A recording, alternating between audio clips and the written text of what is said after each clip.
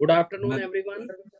Myself, C. Raj Chawla, welcome you all in this today webinar on tax planning through private trust.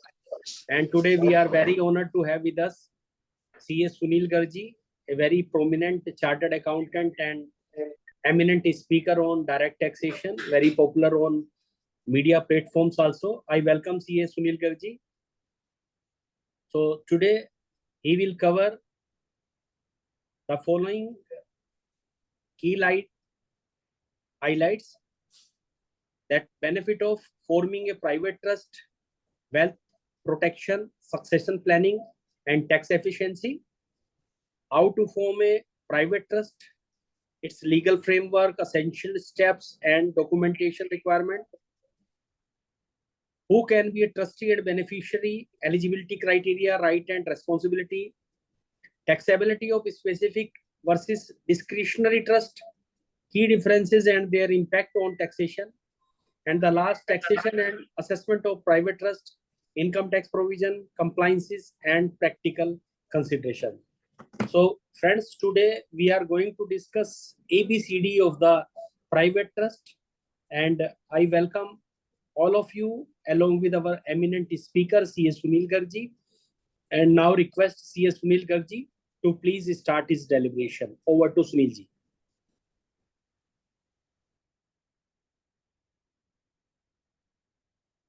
Good evening, Raj Chawla ji. Thank you very much for giving me this opportunity again on this platform. And the today topic is, of course, private trust. And I also welcome all the participants, my professional colleagues who have joined this webinar. And sir, we will be talking about the benefits of private trust. First of all, we should know why private trust, how it is created. Second question, and what are the constituents, settler, trustee, beneficiary, what are their roles? Which act governs it? ये बड़ा जरूरी है राज जी कि कैसे बनती है, क्यों बनती है, कहाँ बनती है, ठीक है, बिल्कुल, कितनी तरह की बनती है, वो भी आज करेंगे। फिर टैक्स कैसे लगता है और क्यों बनानी है हमको। तो फ्रेंड्स, जब हमने लास्ट टाइम हम जब डिस्कस कर रहे थे तो हमने चार एस्पेक्ट को डिस्कस किया था। और मैं कहता हूं कि ये प्लानिंग, ये जो प्रैक्टिस का एक बहुत अच्छा एरिया है, नया एरिया है, और हम सबको इसमें ट्राई करना चाहिए। डाइवर्सिफिकेशन है प्रैक्टिस की।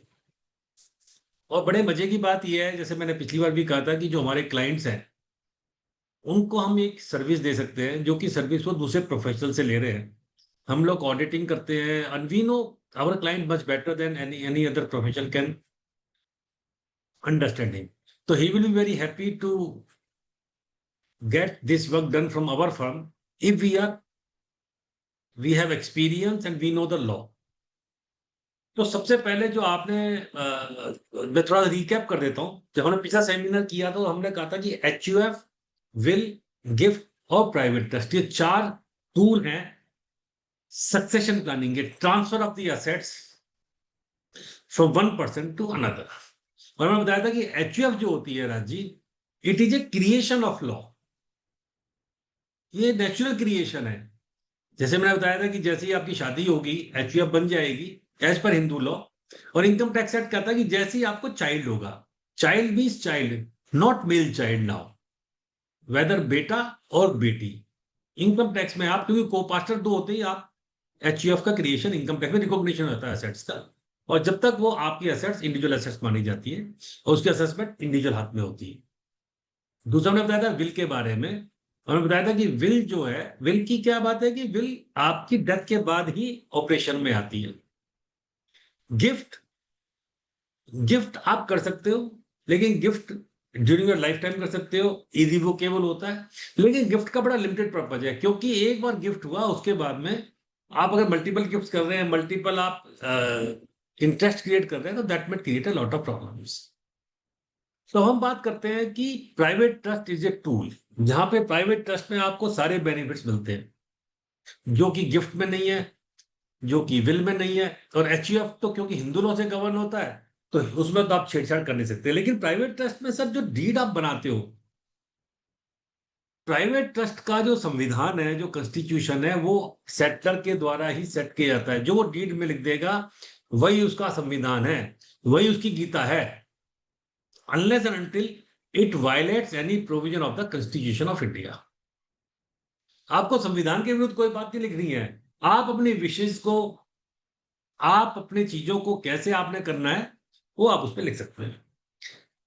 तो ट्रस्ट के बेनिफिट्स क्या है? सबसे पहला जो राज जी ने क्वेश्चन उठाया कि ट्रस्ट क्यों बनानी है, सबसे पहला बेनिफिट सर, अगर बहुत सारे लोग बनाते हैं for the benefit of their minor and disabled child, specially abled child, कोई दिव्यांग है या माइनर का इंटरेस्ट प्रोटेक्ट करना है, तो आप एक प्राइवेट ट्रस्ट में उसको ट्रांसफर कर सकते हैं प्रॉपर्टी को, और आप बता सकते हैं कि इनकम कैसे कैसे खर्च करेंगे। पहला पर्पज। दूसरा पर्पज सक्सेशन प्लानिंग। आप आपको अपना सक्सेशन कैसे करना है, चाहे वो मूवेबल प्रॉपर्टी है चाहे इमूवेबल प्रॉपर्टी। देखिए हमने पिछली बार बात की थी, अगर किसी आदमी की इंटरस्टेट डेथ होती है हिंदू की, तो उसका सक्सेशन हिंदू लॉ के हिसाब से होगा। इंटरस्टेट का मतलब है विदाउट विल, उसमें फिर क्लास 1 क्लास 2 क्लास 3 ईयर्स के हिसाब से उसका सक्सेशन होता है। लेकिन आप अपने जीते जी जो सक्सेशन कर रहे हैं प्राइवेट ट्रस्ट में, और once the property settled into the private trust, तो उसकी लीगल ओनरशिप सेटलर से हट जाती है। कहां चली जाती है? ट्रस्टीज के पास में। But trustees are the legal owner but are not the beneficial owner of that property. Beneficial owner कौन है? जो बेनिफिशियरी ट्रस्टीज जो सेटलर ने बताए हैं। यानी you have the beneficial interest in the trust property and trustees are doing in the fiduciary capacity. They are the legal owner of the property, but they are not the beneficial owner. Property ultimately belongs to the beneficiary. तो दूसरा purpose है sir succession planning.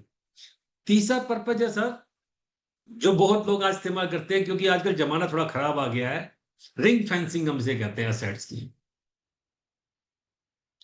Protection against the creditors. अगर कोई अभी हम क्या बात कर रहे थे, और सर ये बड़ा इंटरेक्टिव वेबिनार होगा क्योंकि नया सब्जेक्ट है, तो आप कोई भी किसी भी स्टेज पे रोक सकते हैं, कोई क्वेश्चन पुट कर सकते हैं। It will be like a discussion.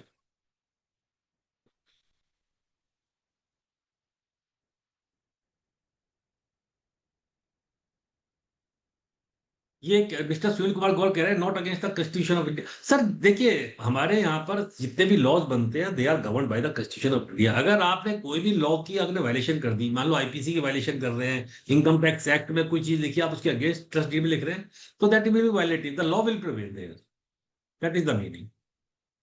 तो मैं क्या करता सर, थर्ड पर्पज है रिंग फेंसिंग, यानी protection of the assets.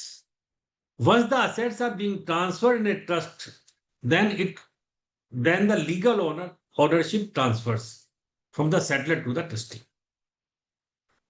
So any liability against the settler, कोई भी लाइबिलिटी अगर सेटलर के अगेंस्ट में आती है तो उस प्रॉपर्टी को आप अटैच नहीं कर सकते हैं। फोर्थ, और आजकल ये बहुत चल रहा है, फोर्थ वाला जो चल रहा है वो है as a investment vehicle, as a business management.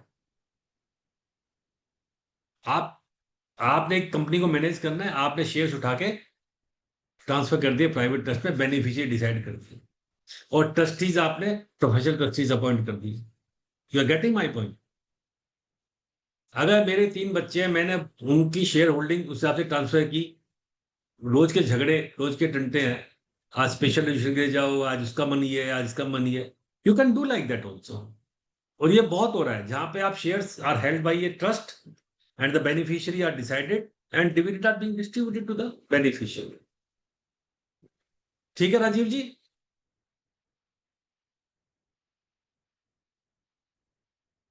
आज हम जो डिस्कस करेंगे सर इन्हीं 3 एस्पेक्ट्स पे करेंगे। वैसे उसके अलावा बताता हूं, आपने सुना होगा business trust, real estate investment trust, रीट्स, ये भी बिजनेस ट्रस्ट है। उनका स्पेशल टैक्सेबिलिटी का उन्होंने पास थ्रू स्टेटस दे रखा है, आपको पता ही होगा, सेक्शन 115 में पास थ्रू स्टेटस है। जितने भी रियल एस्टेट इन्वेस्टमेंट ट्रस्ट है, बिजनेस ट्रस्ट है, उनका वो भी ट्रस्ट पे, सेबी पर ट्रस्ट रजिस्टर्ड होते हैं, या AIF है, अल्टरनेटिव इन्वेस्टमेंट फंड, जिनको हम वेंचर कैपिटल फंड कहते हैं, they are also a trust structure. Trust for the welfare of the employees, ESOP के लिए, ग्रेच्युटी के लिए, सुपर एनुएशन फंड्स के लिए लोग ट्रस्ट बनाते हैं, कंपनीज ट्रस्ट बनाती है, ट्रस्ट पे परचेज कर लेते हैं ईसॉप, जो शेयर्स आपने सब्सक्राइब करने होते हैं या देने होते हैं, रिडीम करने होते हैं। और लास्ट में टाइम मिला राजीव तो डिस्कस करेंगे थोड़ा सा ऑफशोर ट्रस्ट के बारे में। आपने सुना होगा पनामा पेपर, साइप्रस, बड़े लोग जाके माल्टा में ट्रस्ट बनाते हैं, साइप्रस में बनाते हैं, पनामा में बनाते हैं। दीपक जी पूछ रहे हैं clubbing provisions whether attack. Sir आप थोड़ा वक्त से आगे चल रहे हैं, मेरे से भी आगे चल रहे हैं, आने दो, सारी बातें आएंगी। वैसे answer is yes, clubbing provisions are applicable if the income is distributed. मैं बताऊंगा कि कहाँ पे कोर्ट ने कहा है कि इनकम डिस्ट्रीब्यूट है तो एक्रू हुई कि नहीं हुई है। But if it is accrued, section 5 पढ़ लीजिए, deem to accrue, accrue arise, deem to receive, receive, तो क्लबिंग प्रोविजन है अगर माइनर को इनकम गई तो। ठीक है सर, तो हमने 4-5 पर्पज बताए, inheritance planning, succession planning for the minors और for some specially abled child, business purpose के लिए आप ट्रस्ट बना सकते हैं, ग्रेच्युटी सुपरएनुशन बना सकते हैं, बिजनेस ट्रस्ट बना सकते हैं, ऑफशोर ट्रस्ट बना सकते हैं, but all for the business. कितनी तरह की होती है sir trust? And the trust is being governed by the Indian trust act 1882। 3 element है सर ट्रस्ट के। First is the settler, trustee and the beneficiary. Now the types of trust, first type is private trust and charitable trust. Private trust का मतलब है जहां पर beneficiaries are decided, predetermined, ये beneficiary होंगे। और charitable trust में general public is the beneficiary. Testamentary, non testamentary trust. Testamentary trust means when the trust is being settled by will। आपको ध्यान होगा पिछले सेशन में मैंने कहा था, जब हम बात कर रहे थे कि एचओ को प्रॉपर्टी कैसे आएगी, कि एचओ को प्रॉपर्टी आने का एक ही तरीका होता है कि या तो गिफ्ट से आ जाए या विल से आ जाए। अगर किसी ने विल की है कि ये प्रॉपर्टी मेरी एचयूएफ में जाएगी, तब वो एचयूएफ प्रॉपर्टी होती है। अदरवाइज मैंने कहा था कि अगर किसी की डेथ होती है इन स्टेट, तो जो प्रॉपर्टी आती है आपके फादर से आपके पास में, वो एचयूएफ प्रॉपर्टी नहीं होती है, वो इंडिविजुअल प्रॉपर्टी मानी जाती है, वो हिंदू सक्सेशन एक्ट से आती है आपके पास में। तो if the trust is being formed by a testamentary, by a will, it's a testamentary trust, and if it is not by a will, it's a non-testament। हाँ, रमेश जी कह रहे हैं कि रिच पर्सन्स के लिए बनेगा, लाइक सीए राज चावला। बिल्कुल sir, राज चावला जी के लिए तो है ही नहीं, हम सारे ही अमीर लोगों में आते हैं, स्टार्ट अकाउंटेंट्स, कोई गरीब में नहीं है। The other type of trust is revocable trust and irrevocable trust। इसको समझना बड़ा जरूरी है साहब। मेरे सामने गोयल साहब नजर आ रहे हैं, रमेश जी नजर आ रहे हैं। सर इरिवोकेबल ट्रस्ट का मतलब और रिवोकेबल ट्रस्ट, दोनों के टैक्सेबिलिटी में जमीन आसमान का फर्क है। आपको पता होगा, हम सेक्शन 11 पढ़ते हैं तो उसमें भी लिखा होता है subject to the provision of section 60 to 63। And what are 60 to 63? These are the revocable transfer.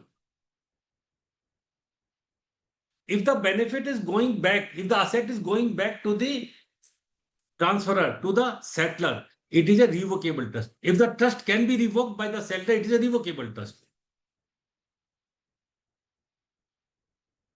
If it is, he cannot revoke the trust, he cannot revoke, like gift। अगर irrevocable है, गिफ्ट की भी condition ही होती है साहब, gift irrevocable होता है, then it is a irrevocable trust. और एक बात बताता हूं, अगर जब सेक्शन 47 पढ़ते हैं, जब मैं बताऊंगा कि ट्रस्ट प्रॉपर्टी को जब आप सेट करते हो ट्रस्ट में आके, तो ट्रांसफर ऑफ कैपिटल गेन्स क्यों नहीं लगता, क्योंकि 47 में लिखा हुआ है, 47(3) में, कि transfer of property through a irrevocable trust, gift, will और इरिवोकेबल ट्रस्ट। अगर इरिवोकेबल ट्रस्ट में आप प्रॉपर्टी ट्रांसफर कर रहे हैं तो वो प्रॉपर्टी पे 47 का कैपिटल गेन नहीं लगेगा। अगर रिवोकेबल ट्रस्ट है सर, तो अंडे भी खाओगे डंडे भी खाओगे, यानी जैसे आप रिवोकेबल ट्रस्ट पर प्रॉपर्टी ट्रांसफर करते हो, कैपिटल गेन के प्रोविजंस लग जाते हैं। और इसीलिए आपसे चैरिटेबल ट्रस्ट में भी आपसे फॉर्म 10A में पूछते हैं कि whether the trust deed contains the clause of irrevocability और नॉट, क्योंकि सेक्शन 11 की कंडीशन भी है subject to the provision section 60-63। If it is an irrevocable trust तो चैरिटेबल पर्पज में भी आपको सेक्शन 11 के बेनिफिट्स नहीं मिलते। रिवोकेबल एंड इरिवोकेबल ट्रस्ट में। नेक्स्ट इज स्पेसिफिक और डिस्क्रीट ट्रस्ट, इसको हम डिटर्मिनेट और इनडिटर्मिनेट भी कहते हैं। दोनों के टैक्सिंग में बहुत, दोनों में फर्क है, स्पेसिफिक और डिस्क्रीट ट्रस्ट में। And the governing section are section 161 and 164. Specific trust means where the share of the beneficiary are decided, predetermined by the settler. Settler ने कहा कि मेरे 3 बच्चे हैं साहब, सबसे बड़े बच्चे को 50%, सेकंड नंबर को 30%, थर्ड नंबर को 20%। स्पेसिफिक ट्रस्ट है। डिटर्मिनेट ट्रस्ट है, अगर उसने कहा कि नहीं साहब ट्रस्टी की डिस्क्रिप्शन है, जैसे उसको सही लगे उस इनकम को डिस्ट्रीब्यूट करेगा, then it's a discretionary trust. और टैक्स का बिल्कुल एंटायरली डिफरेंट स्ट्रक्चर चेंज होता है। Last is the oral trust. Trust can be oral trust also. अगर ट्रस्ट ओरल ट्रस्ट भी है तो better it is to get registered through the trust deed.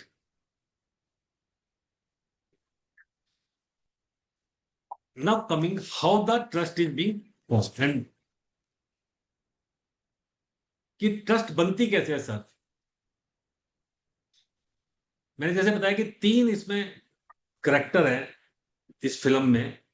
पहला सेटलर है, दूसरा ट्रस्टी है और तीसरा बेनिफिशियरी है।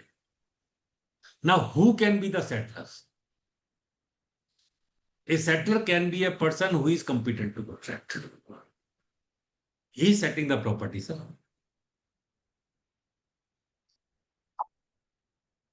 And whether minor can be a settler,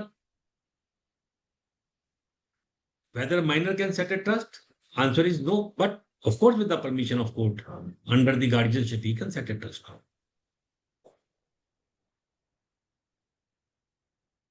Now, who can be the trustee? Settler वो है जिसके जो कॉम्पिटेंट टू कॉन्ट्रैक्ट है, जो कॉन्ट्रैक्ट में एंटर कर सकता है sir. Who can be the trustee and who can be the beneficiary. Beneficiary वो है who can hold the property, competent to hold the property. He can be a beneficiary.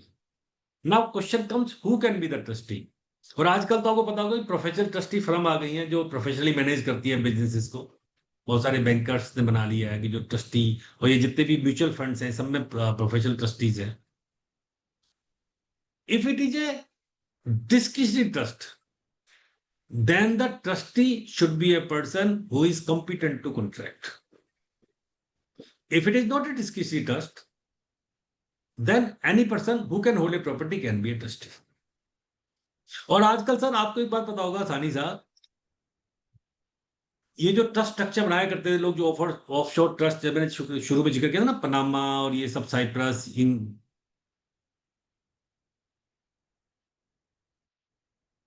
वैश जी पूछ रहे हैं, can there be a non resident beneficiary? Of course non resident can be a beneficiary.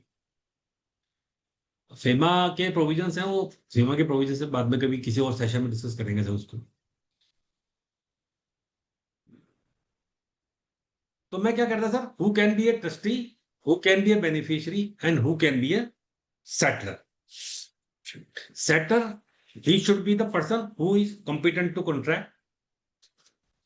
Secondly, trustee, if it is discretionary trust, he should be competent to contract. If it is a specific trust, he should be capable of holding the property, and beneficiary, of course, any person who can hold the property can be a beneficiary. Section 4 of the Indian Trust Act says the trust should be for a lawful purpose. Trust should be for a lawful purpose. अगर purpose lawful नहीं है और आपने कोई trust set कर दिया तो it will be void ab initio.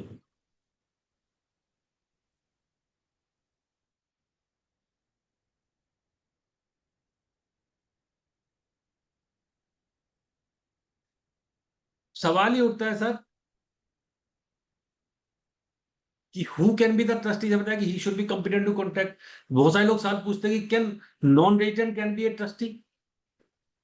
बहुत सारे लोग ऐसी ट्रस्ट बनाते हैं ना सर जहाँ पे नॉन रेजिडेंट के इंटरेस्ट हैं, जैसे आजकल बहुत चल रहा है कि, और विशेषकर जहाँ यूएस सिटीजन्स हैं, जो यूएस में जिनके बच्चे और इंडिया में प्रॉपर्टी होल्ड करते हैं, क्योंकि यूएस में इनहेरिटेंस टैक्स है, तो बहुत सारे लोग कोशिश करते हैं कि हम इंडिया में ट्रस्ट बनाएं और बेनिफिशियरी अपने बच्चों को बना दें। Indian trust act doesn't prohibit of having a non resident trustee, लेकिन अगर बेनिफिशियरी चाहें तो वो कह सकते हैं, उसमें कंडीशन है कि आपको 6 महीने में एक बार, मतलब अगर 6 महीने से कोई बाहर है तो he can be removed as a trustee.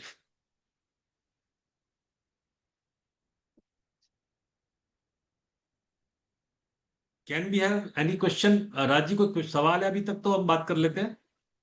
Sir मेरा एक क्वेश्चन है, जी तो ये जैसे आपने बताया था, अगर ट्रस्ट में प्रॉपर्टी ट्रांसफर कर देते हैं तो उस केस में क्या किसी गवर्नमेंट लायबिलिटी के अगेंस्ट में गवर्नमेंट उसको अटैच कर सकती है प्रॉपर्टी को, अगर सेटलर की कोई लायबिलिटी आती सर, है? अगर प्रोसीडिंग चल रही है उस दौरान में किया तो फिर तो अटैच हो ही जाएगी ना।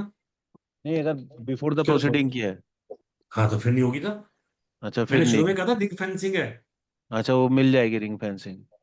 हम्म। ठीक। और कोई सवाल सर? ये रिंग फेंसिंग के लिए there is some time period, 2 साल का कुछ 2 साल, 2 साल, 2 साल का।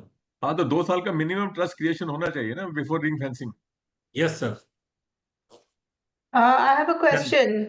Sandeep Gupta ji is asking whether settler can also be a trustee. Settler can be a trustee, sir. Settler can be a beneficiary also, but he should not be the sole beneficiary. अगर settler trustee, अगर settler और beneficiary sole है, तो फिर revocable trust हो जाएगा sir वो। Settler can be a settler, can join as a trustee, and he can be one of the beneficiary also. I have a question. हाँ जी, हाँ जी। Let's say the owner of properties, real estate, securities, etc. If this owner places these properties in a trust, can he still, if so, how, maintain control over these properties and the income from the assets during the lifetime and say, all right, I've made this trust, I am in it, and my children, my nieces, my nephews, grandchildren, whatever, they're all in this trust. But during my lifetime, I'm going to control the assets, and after that, it goes over in whatever way he or she wishes. Is this possible in this structure? It is possible, madam. Of course, he can be a settler as well as he can be a trustee, and the Right. beneficiary should be his children's. देखिए, अगर ये trust for the benefit of relatives है, जो मैं बाद में आऊंगा कि टैक्सेबिलिटी का एस्पेक्ट क्या होगा, तो 56(2)(10) में लिखा हुआ है कि if the trust is being settled bye an individual for the benefit of the relative, तो 56(2)(10) नहीं लगता। अगर कोई नॉन रिलेटिव है उसमें तो 56(2)(10) लग जाता है। Okay. ये प्राइवेट ट्रस्ट क्या हस्बैंड वाइफ दोनों मिलके बनाना चाहिए या अकेले का अलग का, हस्बैंड का अलग और वाइफ का अलग होना चाहिए? आप कहना चाह रहे हैं कि क्या हस्बैंड और वाइफ दोनों प्रॉपर्टी ट्रांसफर कर सकते हैं? मतलब हस्बैंड के पास भी असेट्स है, वाइफ के पास भी असेट्स है, वो ट्रांसफर करना चाहते हैं, यही तो आप कह रहे हो ना सर? ट्रस्ट हाँ, बनाना दे कैन बी चाहते हैं को-सेट। हस्बैंड वाइफ दोनों सर के पास आजकल अपनी देखिए, property है। मैंने जो शुरू में भी कहा था कि 3 तरह की trust, before coming to the taxability, वही अच्छा है, डिस्कशन हो रहा है। देखिए सर, मैंने बताया 3 पर्पज के लिए ट्रस्ट बनाते हो आप। ट्रस्ट को मान लो अपने माइनर के लिए बना रहे हैं, या स्पेशली एबल चाइल्ड बना रहे हैं, या सक्सेशन प्लानिंग के लिए बना रहे हैं, तो आप उसमें प्रॉपर्टी सेटल करेंगे। Property can be A movable property, it can be A immovable property, ठीक है। तो सवाल ये उठता है कि if it is A immovable property, तो ट्रांसफर प्रॉपर्टी एक्ट के हिसाब से स्टैंप ड्यूटी आपको उस पर देनी पड़ेगी। Okay. ये भी आपको ध्यान रखना है। स्टैंप ड्यूटी का इशू आता है, Oh. स्टैंप ड्यूटी का इशू आता है कि आप जब प्रॉपर्टी ट्रांसफर करेंगे इमूवेबल प्रॉपर्टी, तो it has to be registered, because as per the transfer property act, a property having more than value more than 100 rupees should be a registered document. तो stamp duty आपको देनी होती है। Movable property को आप भाई transfer of possession, you can transfer the property. Settler can be 1, settler can be 2, settler can be 3 also. There can be a co-settler. Okay, what happens to the income of these properties which have been transferred after paying stamp duty to this trust? What happens to the income? Income Okay, belongs to beneficiary. Income belongs to beneficiary. So he'll be taxed as an individual or how? I'm coming to that. अभी मैं Okay, taxability पे नहीं आया, अभी मैं खाली formation की बात कर रहा हूँ. ठीक है, सर okay. सुनील जी, एक क्वेश्चन है.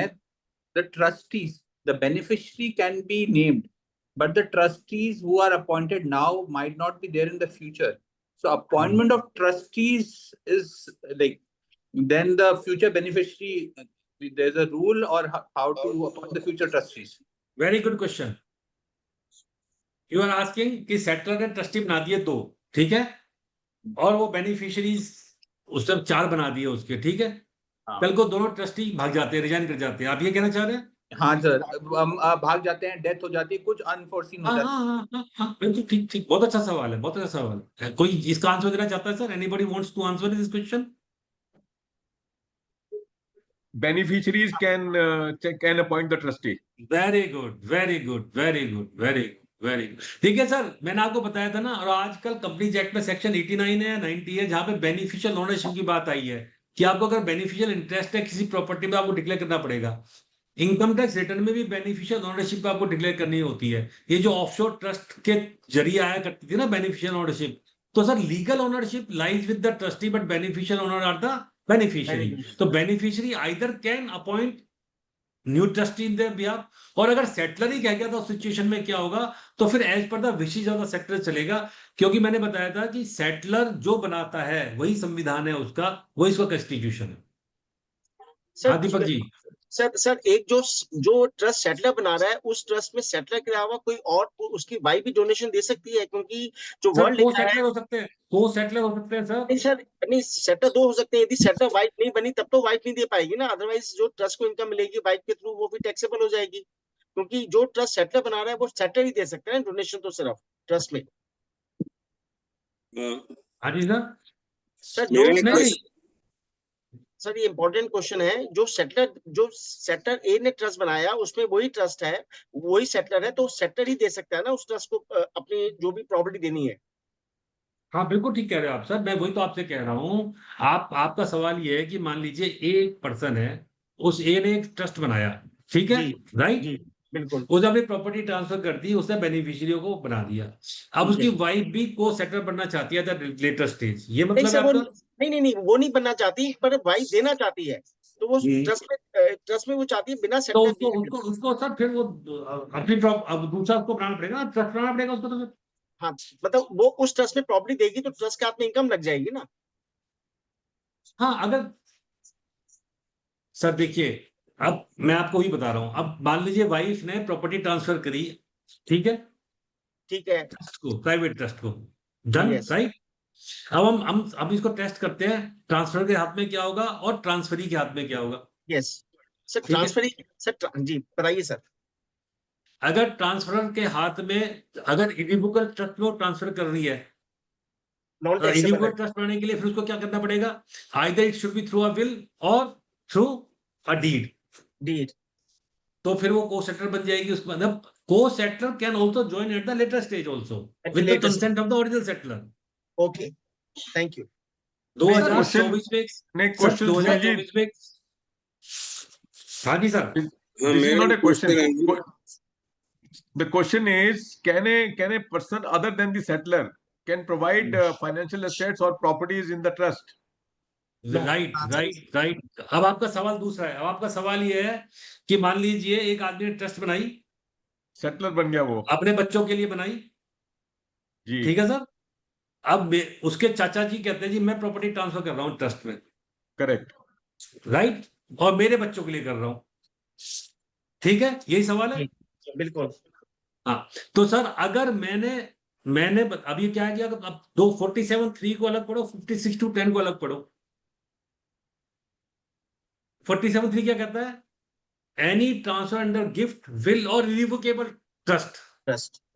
तो अगर मैं ट्रांसफर इरिवोकेबल ट्रस्ट में कर रहा हूं, मैं चाहे कि थर्ड आदमी के नाम कर रहा हूं, कोई इशू नहीं है, तो ट्रांसफर के हाथ में कैपिटल गेन टैक्स नहीं लगा सर. नहीं लगेगा. अब सवाल आता है 56(10). 56(10) क्या कहता है सर? सब If the property is received from by a person for the benefit of his relative, he relative. तो मेरे बच्चे मेरे चाचा जी के रिलेशन में नहीं आते सर. या मान लो थर्ड पार्टी है, कोई कजिन्स है, कजिन्स देना चाह रहे हैं, अगर वो जो 56:10 के रिलेटिव की डेफिनेशन में आ रहा है तो ट्रस्ट के हाथ में टैक्सेबल नहीं होगा, अदरवाइज टैक्सेबल हो जाएगा। सर अभी जैसे मैंने आपको एक बात बताई थी कि रिवोकेबल ट्रांसफर है मान लीजिए, तो क्या होगा, मैंने रिवोकेबल ट्रांसफर कर दिया प्रॉपर्टी का प्राइवेट ट्रस्ट में, अब क्या होगा 47(3) में मैं कवर नहीं है, मुझे कैपिटल गेन टैक्स लग जाएगा, लेकिन 56:10 में मैं कवर हूं, 56:10 में मैं कवर हूं ना सर, तो 56:10 नहीं लगेगा, लेकिन उसमें इनकम होगी वो क्लब हो जाएगी मेरे हाथ में दोबारा आकर। Are you getting my point? Right sir, तो बेसिकली सर यदि वाइफ या मान लिया जो एक ए है, ए ने ट्रस्ट बनाया सेटलर, तो सेटलर तो कभी भी दे सकता है, उसकी वाइफ बिना सेटलर दिए बिना देना चाहती है तो उसको पहले सेटलर टू बनाना join as a co-settler sir. है। तो नहीं यदि उसकी, नहीं, यदि मान लिया वाइफ कहते हैं मैं को सेटलर नहीं बनना चाह रही, तो उसके बिना वो बिना विदाउट अब बीइंग तो सर मैंने सेटलर जब भी बताया कि अगर उसकी वाइफ है तो उसके लिए 47(3) भी लगेगा और 56:10 भी लगेगा, इसका मतलब सेपरेट डीड बनाएगी ना वो, हाँ सेपरेट डीड से ट्रांसफर करेगी ना सर। सेपरेट डीड से ट्रांसफर। सर मैं कहता हूं फॉर एग्जांपल एक ट्रस्ट है एबीसी फैमिली ट्रस्ट, ठीक है, यस ए ने उसमें अपनी एबीसी में अपना ट्रांसफर कर दिया, उसके बाद मेरी वाइफ उसकी वाइफ आती है, वो भी ट्रांसफर करती है एबीसी, आपका ये तो सवाल है एबीसी हाँ फैमिली जी ट्रस्ट हाँ में, जी, वो बिल्कुल वो तो जब एबीसी में मैं ट्रांसफर करूंगा सर कोई डीड तो बनाऊंगा ना। हाँ डीड नहीं, मैंने डीड सर एक लेटर लिख दिया कि मैं 10 लाख रुपए का इस ट्रस्ट में मैं चेक सर दे मैं रहा हूँ। गिफ्ट करूंगा उसको, हाँ गिफ्ट करूंगा, तो जो वाइफ है वो सेटलर तो है नहीं, तो 47(3) में तो तो मैं वाइफ गिफ्ट जाएगा। सर मैं गिफ्ट कर दूंगा तो 47(3) में तो गिफ्ट फिर भी कवर नहीं हुआ, हाँ कवर नहीं हुआ, पर जो ट्रस्ट के और हाथ में लेकिन 56:10 में ही कवर नहीं हुआ क्योंकि मेरे वाइफ के भी तो रिलेटिव में बच्चे हैं। अच्छा वाइफ के बच्चे रिलेटिव है, ओके यहाँ से हम निकल जाए। Hmm. Thank you sir, now it is clear. मैं एक क्वेश्चन पूछ सकता हूँ सर इस स्टेज पे? जी सर पूछो ना, मैं तो बैठे ही हूँ, मैं तो आपने पीपीटी से आपने नहीं पढ़ा रहा, मैं चाहता हूँ आपने अभी इंटरेक्टिव हो। आपने अभी कहा कि एक सेटलर जो है वो ट्रस्टी भी हो सकता है और बेनिफिशियरी भी हो सकता है, तो ही अगर कैन मैं be one of the beneficiary, one of the beneficiaries, अगर वो सोल बेनिफिशियरी नहीं है तो फिर वो तो बन बात सकते करो। हैं। तो इसका मतलब आदमी अगर अपने एसेट्स को ट्रांसफर करना चाहे और अपना कंट्रोल भी रखना चाहे वो पॉसिबल है। सर वो बेनिफिशियरी, सर मैं बताता हूँ क्या हो रहा है आजकल, जो कंपनीज हैं मान लो जनरली जो क्लोजली हेड कंपनीज जहाँ पे फैमिली डिस्प्यूट हो जाते हैं, वो लोग जी क्या हाँ, करते हैं सारे शेयर्स ट्रांसफर कर देते हैं फैमिली ट्रस्ट में, जी हाँ, ठीक है। अब जो फादर है वो उसका ट्रस्टी बन गया और साथ में उसने या तो प्रोफेशनल ट्रस्टी ले लिया, किसी कंपनी को किसी फर्म को एज ए को ट्रस्टी बना लिया, ठीक है सर। और वो बेनिफिशियरी फिर बनाते हैं भी ठीक है जी, ए का 20%, बी का 15%, सी का 10%, डी का 5%, ई का, उस आपको बेनिफिशियरी बना लेते हैं। अब चूंकि स्पेसिफिक ट्रस्ट है, अब हम जब स्पेसिफिक ट्रस्ट पढ़ेंगे तो उसमें लिखा हुआ in the like manner to the same extent of the tax can be recovered from the trustee in the same manner to the same extent of the beneficiary। तो स्पेसिफिक ट्रस्ट पे क्योंकि taxability individual के हाथ में ही होती है, तो जो ट्रस्टी अगर वो सेटलर भी है, सेटलर अगर बेनिफिशियरी भी है तो अपने पोर्शन का टैक्स दे देगा, काम खत्म, but it should be revocable trust. नहीं, पर इस केस में जो जो बनाएगा वो जो ट्रस्ट, जैसे आप कह रहे हैं स्पेसिफिक ट्रस्ट, उसको उसमें बेनिफिशियरीज बाद में चेंज नहीं हो सकते, जो उसने उसमें डिफाइन किए हैं वही रह सकते हैं। नहीं वो अमेंडमेंट कर सकता है डीड को अपनी जिंदगी में। अच्छा वो भी कर सकता है फिर वो, हाँ? सब क्या इसमें तुम मना किसने किया है? नहीं, पर वो फिर टैक्स एडवांटेज नहीं मिलेगा ना उसको, वो डिस्क्रिशनरी, मतलब वो तो it becomes a non discretionary type of नहीं नहीं ट्रस्ट। सर, आप ये कह रहे हो मैंने एक ट्रस्ट 2015 में बनाया, मैं 4 बेनिफिशियरी थे, मैं 2024 में अमेंडमेंट करके 6 बेनिफिशियरी करना चाहता हूँ, जी हाँ, आप कर सकते हो। कर सकते हाँ, तो इसमें reason being that sir, reason being that if unless and until it becomes a discretionary trust, जहां पे आप स्पेसिफाई कर रहे हो भाई पहले 25-25 था, अब 16.5 होगा, तो स्पेसिफिक ट्रस्ट है ना, शेयर तो ऑफ द बेनिफिट। इसमें डिसएडवांटेज क्या है? फिर मैं ट्रस्ट बना के सारा कंट्रोल भी मेरे पास रह सकता है। तो कर रहे हैं ना लोग, दुनिया कर रही है, फैमिली ट्रस्ट, फैमिली बिजनेस क्या चल रहा है, फैमिली ऑफिस क्या ये चल तो रहा है। बहुत अच्छी चीज बताई। और दूसरा एक क्वेश्चन, सॉरी सर मैं ये तो दूसरा इन्होंने तो 47(3) में चेंज कर दिया, पहले तो कंपनी भी ट्रांसफर किया करती थी, अब कह दिया कि 47(3) में the transfer should be from A individual. Yes अभी हाँ, लेटेस्ट अमेंडमेंट हुई है, पहले लोग हाँ, कंपनी के शेयर ट्रांसफर कर दिया करते थे सर, इसमें हाँ, कंपनियां हाँ। से ट्रांसफर कर दिया करती थी प्राइवेट ट्रस्ट में। अच्छा, एक दैट इसके वाज साथ आपने एक अभी क्वेश्चन रेस किया था कि आपने बताया था कि stamp duty is payable. No, that stamp duty of 7 or 8% becomes a very it really pinches इसका कोई तरीका बाईपास करने का है? मेरे पास सर सीधे से तरीके होते हैं, बाईपास वाले तरीके नहीं होते। अच्छा, नहीं मतलब सीधा तरीका कोई ना लीगली? ना सर देखिए, वो तो क्योंकि स्टैम्प ड्यूटी स्टेट गवर्नमेंट का मसला है। नहीं सर, ऐसे है, देखो इसलिए मैं आपसे कह रहा हूँ कि स्टेट गवर्नमेंट्स ने transfer with in the blood relations कोई स्टैम्प ड्यूटी नहीं है आज। अगर मैं गुड़गांव में हूँ और मैं अपने बेटे के नाम पे अपना प्रॉपर्टी ट्रांसफर कर रहा हूँ, मुझे सिर्फ 500 रुपए देने हैं स्टैम्प ड्यूटी। वो सिर्फ But गुड़गांव में है सर, हाँ, वो सिर्फ गुड़गांव में है, 3 स्टेट्स में है हिंदुस्तान में। नहीं गुड़गांव में है, गुजरात में है, पंजाब जी। में है। मैंने दिल्ली सर वाले उसमें चीफ ट्रस्ट का मिनिस्टर को भी सर लिखा उसमें था। प्राइवेट ट्रस्ट, सर वो प्राइवेट ट्रस्ट को ब्लड रिलेशन में नहीं मानते सर। नहीं हाँ, मानते ये हैं, नहीं नहीं मानते, मानते, तो ये मैं मानता हूँ आपकी बात, आई एग्री विद यू कि मानते नहीं है, बट वो इसका फिर जरिया यही हो सकता है कि आदमी एक विल बनाए और विल के थ्रू अपने एसेट्स ट्रस्ट में डाले।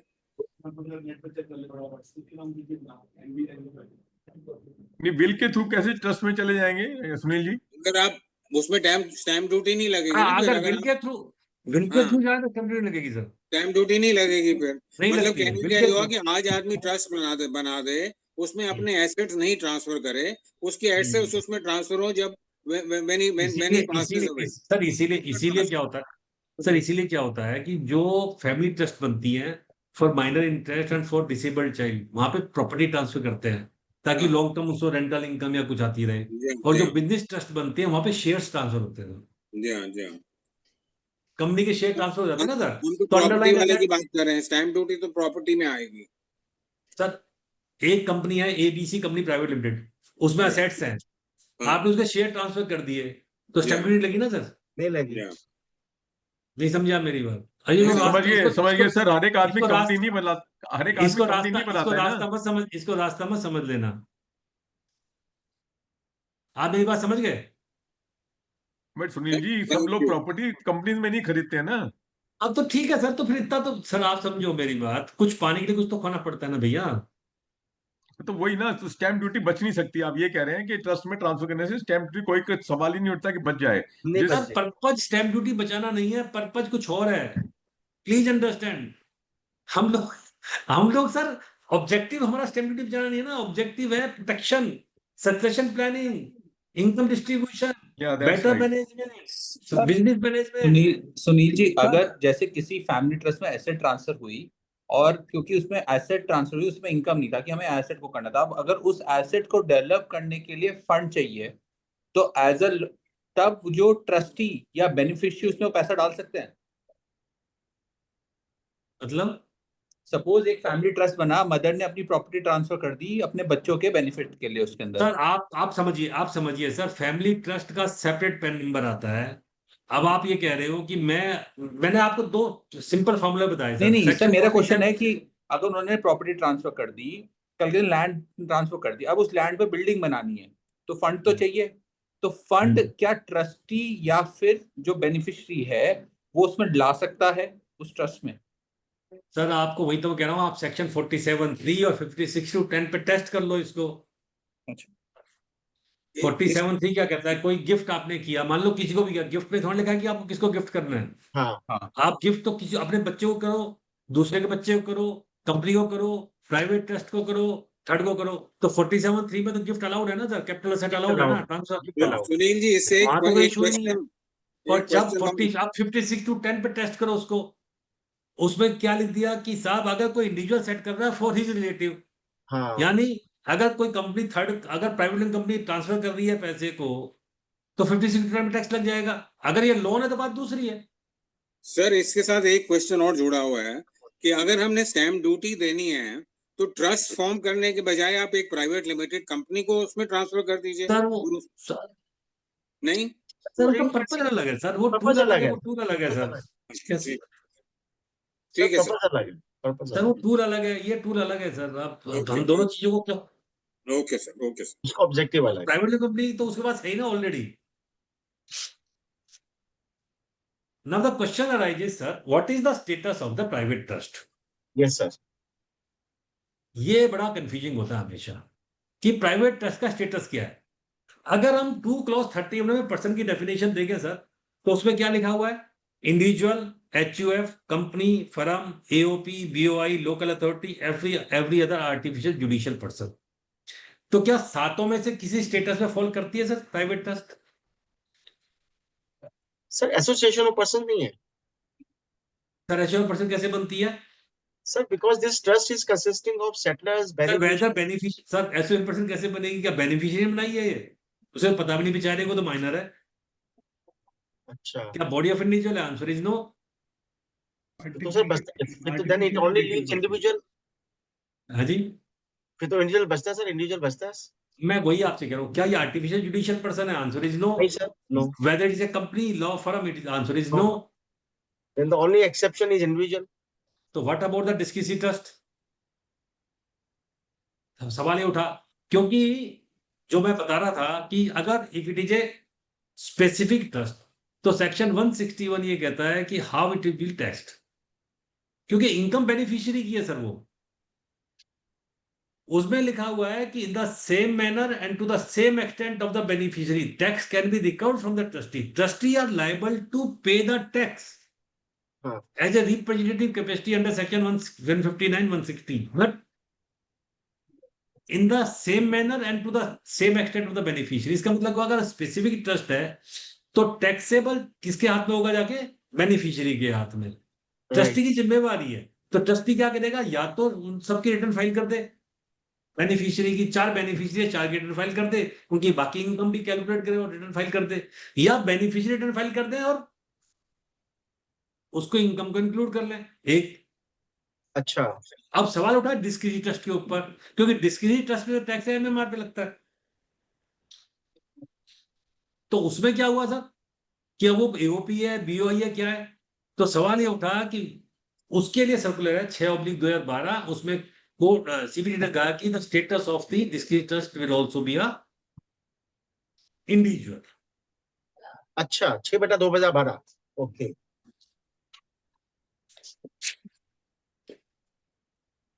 सर आपने ये जो पहले बताया, in the case of non discretionary, मतलब जो डिटर्मिनेटिव होता है या स्पेसिफाइड, जो स्पेसिफिक रिजल्ट ट्रस्ट होता है, तो सर उसमें आपने कहा कि या तो ट्रस्टी सबकी इनकम पूछ ले बेनिफिशियरीज की। अब सर ये पॉसिबल है कि आपको कोई बेनिफिशियरी बताएगा अपनी इनकम ट्रस्टी को? तो क्या मतलब प्रैक्टिकल लाइफ में क्या फाइल कैसे होती है? ट्रस्टी फाइल करता है या बेनिफिशियरीज उनसे सर्टिफिकेट लेकर अपनी रिटर्न अपने आप फाइल करते हैं?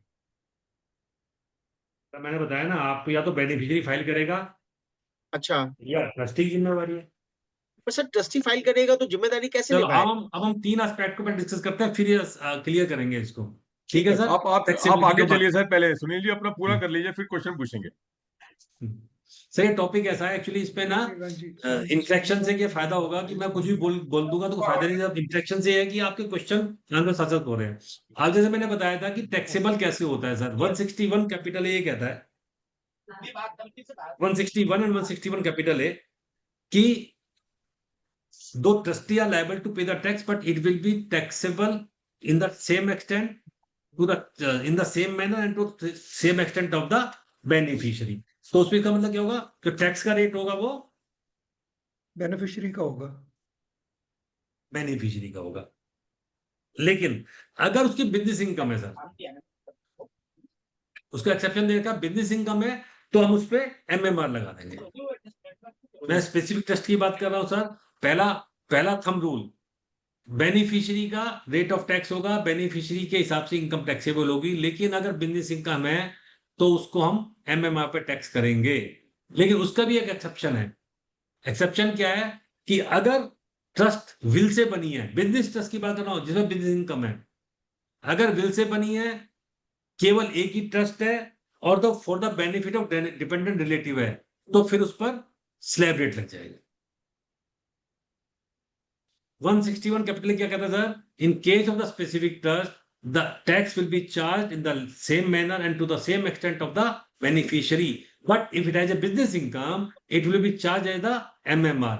बट उसमें एक एक्सेप्शन दे दिया कि अगर ये will say, testamentary will say को बिजनेस इनकम आ रही है, जो ट्रस्ट बनी है वो टेस्टामेंट्री से विल से आई है और डिपेंडेंट रिलेटिवली बनी है, तो फिर उसका एक्सेप्शन है, उसको एमएमआर नहीं लगेगा। अब सवाल ये उठता है सर कि मान लीजिए प्राइवेट ट्रस्ट है, उस प्राइवेट ट्रस्ट में बिजनेस इनकम भी और दूसरी इनकम भी है, तो क्या होगा? एक प्राइवेट ट्रस्ट से बिजनेस इनकम भी आ रही है सर, और उस केस में सर क्या होगा? विद दिस इनकम पे एमएमआर लगेगा, बाकी इनकम पर स्लैब रेट लग जाएगा। अच्छा, you are getting my point? Okay. तो एमएमआर क्या होता है, इसमें भी डिस्प्यूट चल रही है। Maximum marginal rate sir, MMR.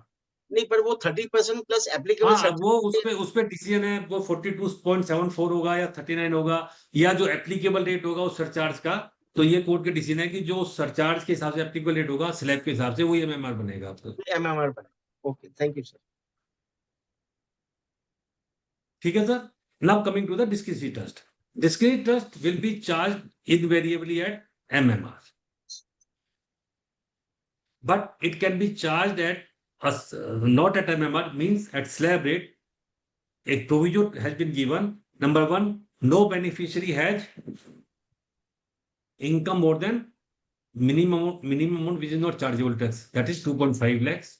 Secondly, not a beneficiary in any other trust if the beneficiaries are not the beneficiary in any other trust. And third is the trust is only trust and it is testamentary declared by the authors. So again, कि अगर testamentary trust है, सारे beneficiary income 2.5 lakh से कम है और वो beneficiary दूसरी trust में नहीं है, तो फिर आपको किसी ट्रस्ट में भी स्लैब रेट लग सकता है,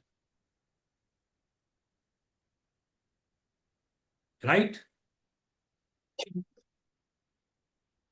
सर यहाँ बताइए सर, यहाँ जैसे एक कंफ्यूजन आ रही है सर, बेनिफिशियरी 4 है, A1 A2 A3 A4। अब ट्रस्ट की इनकम है 20 लाख से, नेट टैक्सेबल 20 लाख आ गई, खर्चे काट कूट के जो भी है। अब 20 लाख में सबके हिस्से बन जाते हैं, डिस्क्रिशनरी ट्रस्ट है। अब उसमें ट्रस्टी ने कहा जी हम इस साल सबको 1/4 दे देंगे।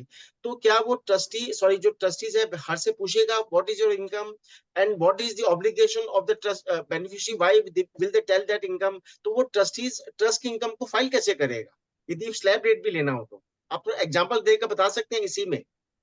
दोबारा बताओ सर, क्या कह रहे हो आप? सर जैसे ट्रस्ट की टैक्सेबल इनकम है 20 lakhs and this is a discretionary trust. Discretionary मतलब फिर भी साल के अंत में ट्रस्टीज ने कहा we will give 1/4 of the 20 lakh to all the A1 A2 A3 discretionary trust sir, discretionary trust में तो एमएमआर लग गया ना, वहां झगड़ा ही खत्म हो गया। नहीं, पर यदि वो जो बेनिफिशियरीज है वो किसी और ट्रस्ट में नहीं है और इनकी इनकम भी नहीं है, तब तो सर फिर तो नॉर्मल रेट लग जाएगा। सर डिस्क्रिशनरी ट्रस्ट में तो एमएमआर लग गया ना, उसके बाद फिर सेकंड सवाल ही कहाँ उठा उसको? पर उसमें एक्सेप्शन है ना सर, यदि बेनिफिशियरीज कोई और ट्रस्ट में ना हो और उसकी इनकम बिलो टैक्सेबल लिमिट हो, तो A1 A2 तो A3 वो सर को उससे डिक्लेरेशन देगा ना बेनिफिशियरी से। अच्छा सब एक पेपर पे लिखवा लेगा? हाँ, देखा है, कमाल कर रहे हो आप, आपको डिक्लेरेशन देनी पड़ेगी। अच्छा, डिक्लेरेशन लेनी पड़ेगी, ये तो नहीं कि अच्छा और क्या? अच्छा, तो वो डिक्लेरेशन लेकर फिर वो नॉर्मल स्लैब में अपना टैक्स जो है कंप्यूट कर देगा। हाँ, और एमएमआर किस कंडीशन में लगता है डिस्क्रिशनरी ट्रस्ट पे सुनील जी? जिस पर सर डिस्क्रिशनरी ट्रस्ट पे एमएमआर लगेगा सर, लेकिन एक एक्सेप्शन दे दिया, अगर टेस्टामेंटरी ट्रस्ट है, सारे बेनिफिशियरी की इनकम 2.5 लाख से कम है और वो किसी ट्रस्ट में नहीं है, तो ऑफ कोर्स इंडिविजुअल, क्योंकि स्टेटस इंडिविजुअल का हो गया ना सर उसका। फिर तो अगर एक बार एमएमआर दे दिया डिस्क्रिशनरी ट्रस्ट में तो बेनिफिशियरीज को कोई टैक्स नहीं लगेगा?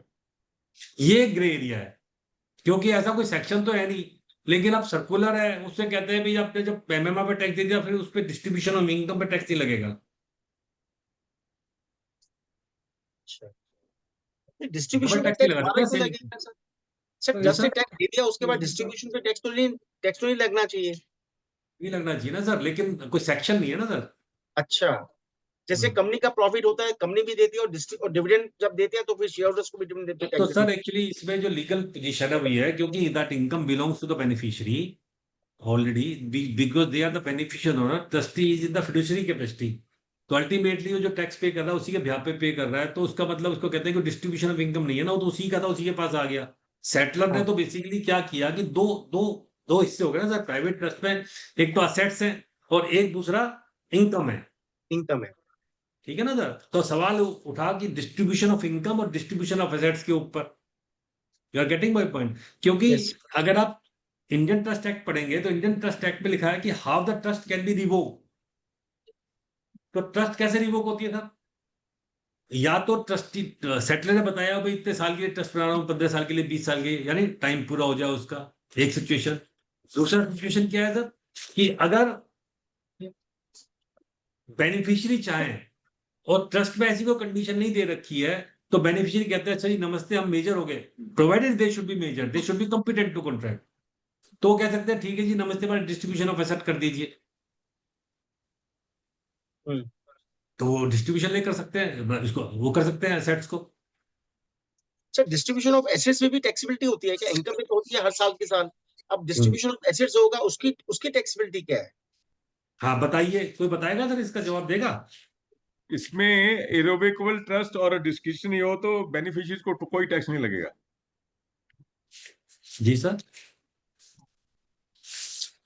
अगर ट्रस्ट इरिवोकेबल है और डिस्क्रिशनरी है, ट्रस्ट तो अगर रिवोकेबल है, अगर रिवोकेबल है फिर तो बात ही खत्म होगी थी ना, पहले ही हमने कह दिया था। रिवोकेबल में तो प्रॉब्लम ही नहीं है, वो तो रिवोकेबल में तो उसी की ट्रस्ट है ना, वो तो रिवोक कर रहा है उसको।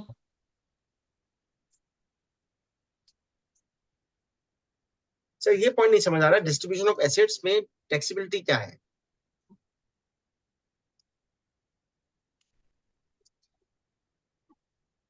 सर देखिए, मैं शुरू से एक बात कह रहा हूं कि बेसिकली क्या है कि जो इनकम भी और एसेट्स भी किसकी है सर, वो एक्चुअल में बेनिफिशियल ओनर कौन है सर? बेनिफिशियरीज। बेनिफिशियरीज। तो मेरी एसेट्स मेरे पास ही तो आ रही है सर। अच्छा, ओके ट्रस्टी तो फिड्यूशियरी कैपेसिटी में है ना, okay he is मियर legal owner, he is not the beneficial owner. तो मेरी चीज मेरे पास आ रही है तो डिस्ट्रीब्यूशन का होगा। ओके अगर डिस्क्रिप्शन भी दी गई तो डिस्क्रिप्शन उसको शेयर की दी गई खाली, कि भाई 3 बच्चे हैं, उसको 50 30 20 वो अपने हिसाब से कर देगा, अदरवाइज तो मेरी एसेट्स थी ना। अगर 3 बेनिफिशियरी है तो it is not a case of the public charitable trust sir, यहाँ 115 टीडी लग जाता है। ओके। तो यहाँ उनका एक तरह से इनबिल्ट राइट है एसेट्स के ऊपर, इसलिए yes sir, yes sir. there is no transfer between one hand, there is a transfer between one hand to another, so no taxability. There is transfer within the same person, same entity, so no taxability on the distribution of no taxability.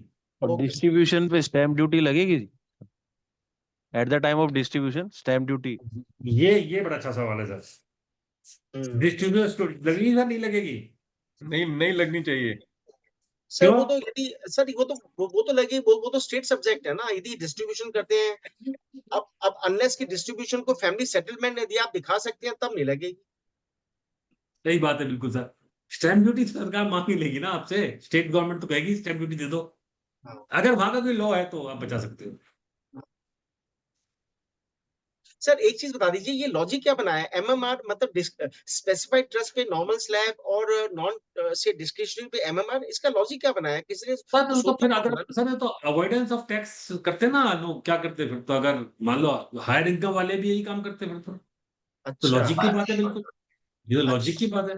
Logic की बात। Specific trust में तो आपको special rate उसी पे जा रही है, अच्छा, और जहाँ डिस्क्रिशनरी ट्रस्ट है वहां पे एमएमआर लगा दिया है, तो लॉजिक की बात है। इसलिए उन्होंने एक्सेप्शन भी दे दिया कि भी अगर 2.5 लाख से कम है और टेस्टामेंट्री है और ये है, तो एक लीवे भी दे दिया कि ठीक है अगर ये सारी कंडीशन है तो हम एमएमआर नहीं लेंगे आपसे। तो सर ये जो डिस्क्रिशनरी ट्रस्ट पे हर साल डिक्लेयर करना चाहिए ट्रस्टीज को कितनी इनकम डिस्ट्रीब्यूशन होगी, या वो हाँ जी, हाँ जी, हाँ अच्छा जी। हर साल करना चाहिए उनको ट्रस्टीज को? सुनील जी, दीपक जी के सारे और क्वेश्चन हो रहे हैं। एक क्वेश्चन मैं आपको पूछता हूँ कि जब दीपक जी अब आप रुक जाओ, बातों को पूछने दो। there is a property which is transferred to the trust and the stamp duty has been paid. ये एक मिनट देखिए कैसे हो गया। 1 सेकंड सर, 1 मिनट प्लीज। सुन लीजिए, अपना नंबर दे दीजिएगा एक बार जरा, जब टाइम मिले। मैं बोल रहा हूँ, आप नोट कर लीजिए। 98 बताइए ना। 98 110 110 155 09। Thank you sir. once more sir. 98 110 मेरे कहाँ नजर आ रहा है? 98 110 155 09। Thank you sir. मैंने चैट अलग बॉक्स में भी डाल दिया है, आप प्लीज नोट कर लीजिएगा आराम से। ठीक है सर। ना देंगे हाँ। सुनील जी, आपने जो एक्सेप्शन बताया वो सारे बेनिफिशियरी के लिए होना चाहिए? 1 सेकंड सर, मेरा ने ये वो हो गया, ये स्क्रीन मेरी गायब हो गई है। मैं 2 मिनट, आपको ये फुल स्क्रीन क्यों नहीं आ रही? फुल स्क्रीन ऐसे रहेगी ना।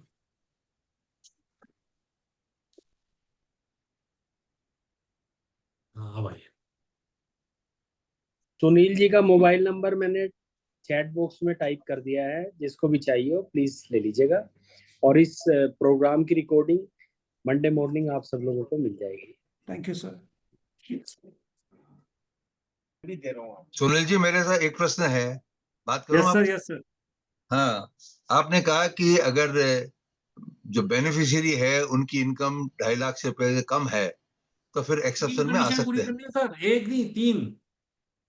नहीं 3 है लेकिन वो सारे सर बेनिफिशियरीज इफ के इट लिए। Is a discretionary trust, the general rule is MMR. Yes If it is a specific trust, general rule is individual slab rate. Right specific trust में भी एक एक्सेप्शन दे दिया है और MMR में एक डिस्क्रिशनरी में वो दे दिया है। डिस्क्रिशनरी में कहा है कि अगर टेस्टामेंट्री है, नंबर 1 बात, सबकी 2.5 लाख से कम है इनकम, नंबर 2 बात, और तीसरी बात अगर वो केवल एक ही ट्रस्ट में वो बेनिफिशियरी है तो हम स्लैब रेट पे ले लेंगे।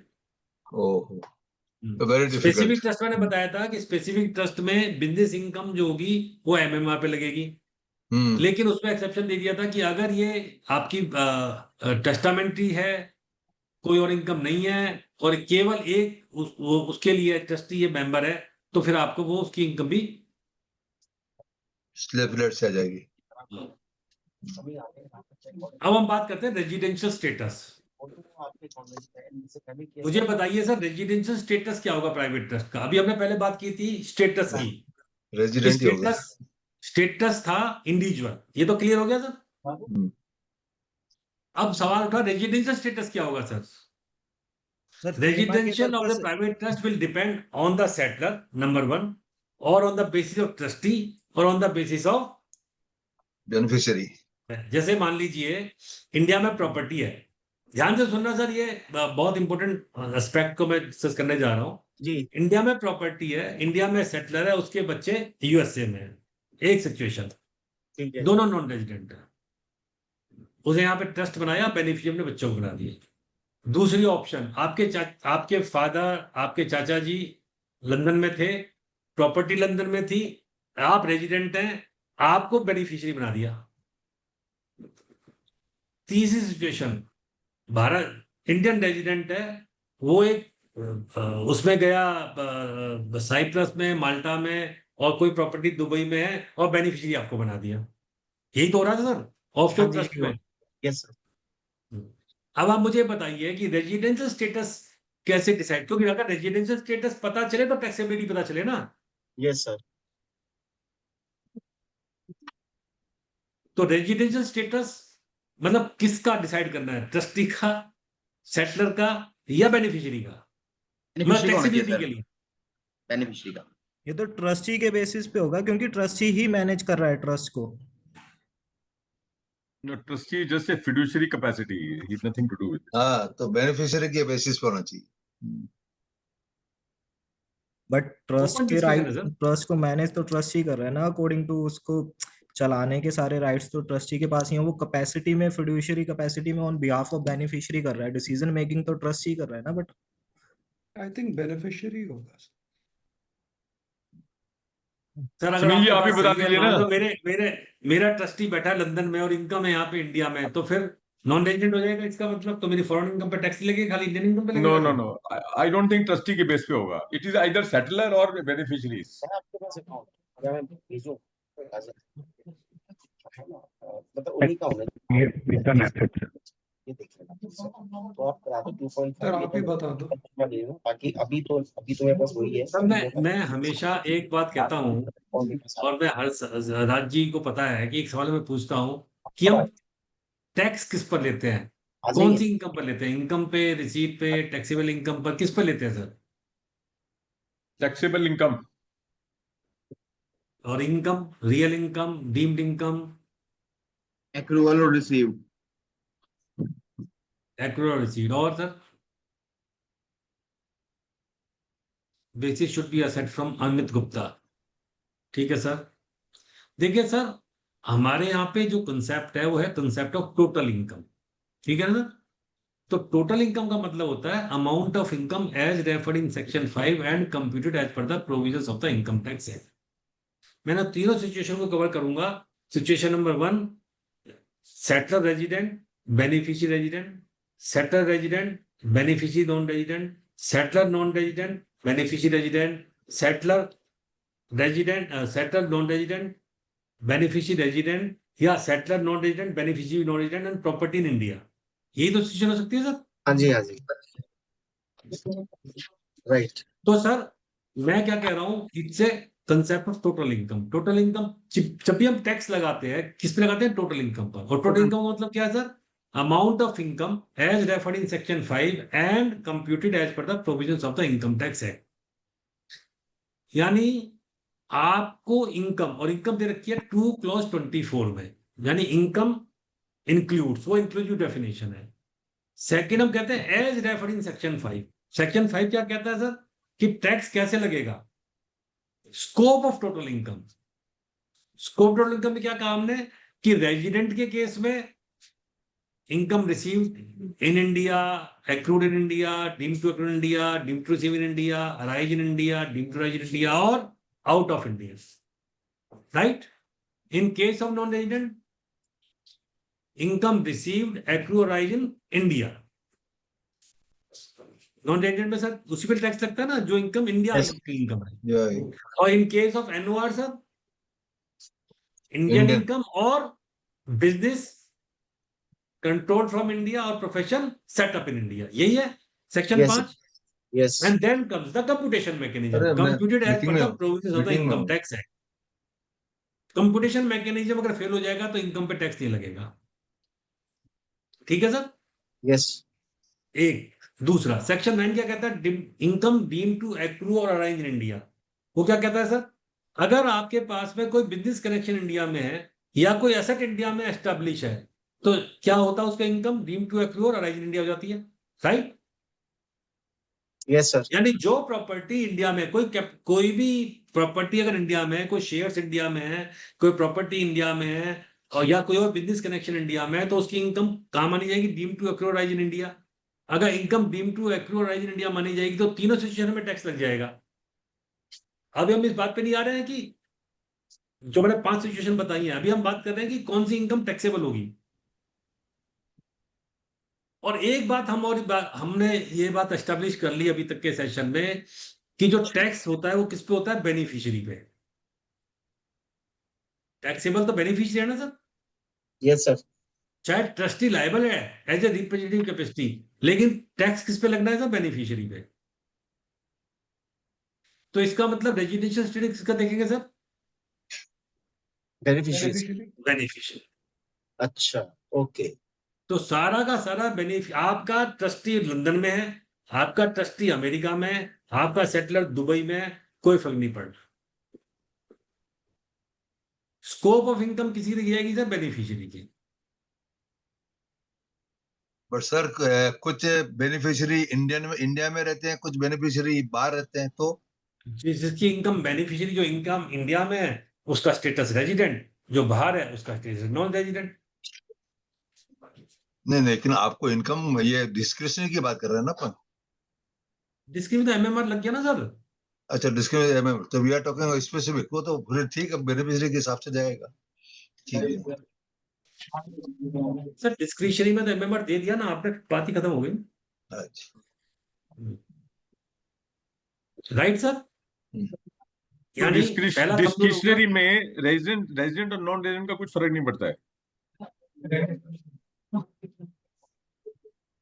दीपक जी, सुनील जी, डिस्क्रिशनरी ट्रस्ट में वेदर इट इज रेजिडेंट और non resident doesn't matter, it has to be MMR. Discretionary में तो होगा सर, सवाल ये होगा ना, डिस्क्रिशनरी में तो सवाल बाकी उठेंगे कि डीटीए का बेनिफिट मिलेगा कि नहीं मिलेगा, उसका टैक्स रेट मिलेगा कि नहीं मिलेगा उसको।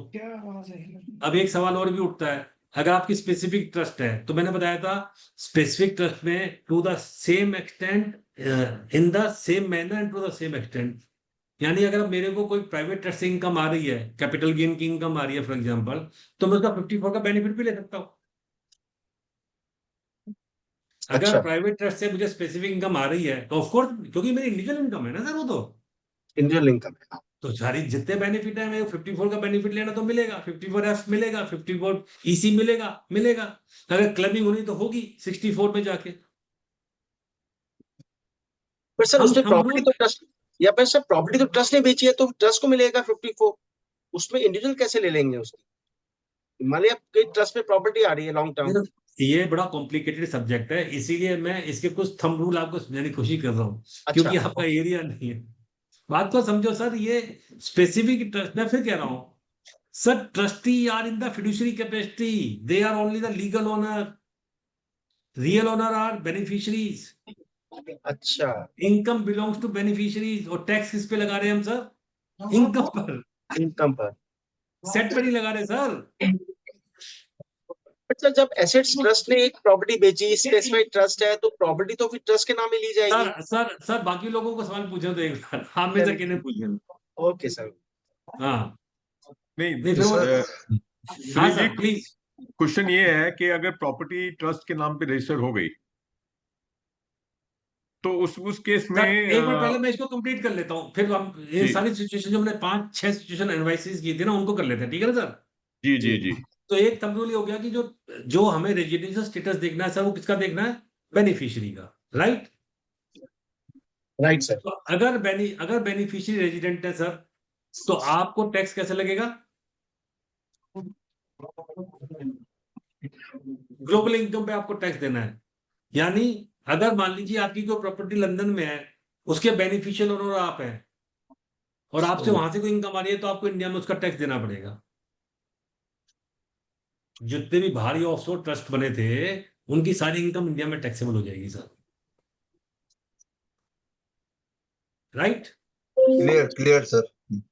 If the beneficiary are resident, then he has to pay tax not only on the income, which is earned income, or even the foreign income. Number one. Number two, if the beneficiary is non-resident, then he has to pay tax only on the Indian income that accrue or arise in India. तो जो beneficial interest को जाएगा उस पर वो tax दे देगा। Third, अगर property India में है, whether it is the share situs of the shares in India or capital asset is situated in India, then of course it will be taxable in India as per section 9(1). So it will be deemed to be accrue or arise in India. So in case of resident, तो by default taxable होती है.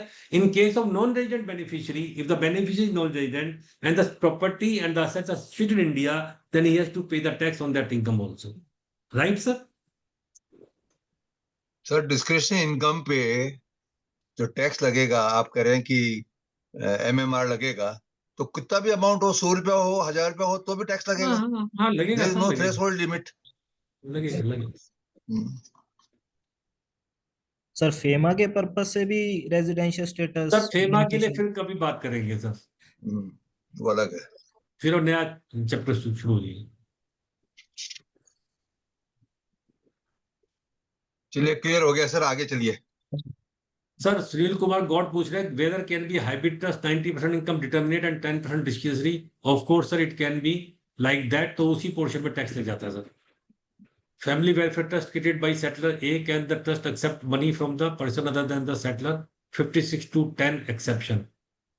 हाँ sir ले सकता है, लेकिन 56(2)(10) में tax हो जाएगा अगर वो रिलेटिव नहीं है तो। ये दीपक बंसल जी का था। और किसी का सवाल है कोई?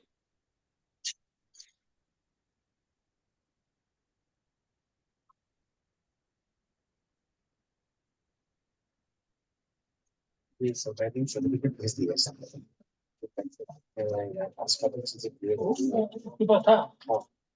था पर आप इससे बात करो, तो फिर ऐसे मुझे वो भेजा गया फिर कैसे इस तरह से मिलता है। ये है और सर्टिफिकेट में दो नाम लिखे, दो हो गए पर रिटर्न तो एक ही बनेगी, एक ही बनेगी। और ट्रस्ट प्रॉपर्टी में क्या कर सकता है sir? Trust property can be Amor property, can be Amor property both. If it is Amor property, तो इमोर प्रॉपर्टी के लिए आपको मैंने बताया था कि आपको ट्रांसफर प्रॉपर्टी एक्ट लगेगा। If it is A movable property, तो आपको पोजेशन से ट्रांसफर हो जाती है, जनरली शेयर्स आप ट्रांसफर हो जाते हैं। और जब शेयर्स में जो नाम रजिस्टर्ड होता है, रजिस्टर्ड ओनर का नाम क्या आता है? ट्रस्टी का नाम आता है, लेकिन बेनिफिशियल ओनर का नाम बेनिफिशियरी का आता है। इसीलिए आजकल आपको पता होगा बेनिफिशियल ओनरशिप का भी आपको डिटेल देनी पड़ती है, ठीक है? अगर आपके पास कोई भी shares are held by the trust, तो रजिस्टर्ड ओनर में ट्रस्टी आएगा, लेकिन बेनिफिशियल इंटरेस्ट आपको बताने पड़ते हैं, डिक्लेरेशन आपको देनी पड़ती है in the companies act as well in the income tax act.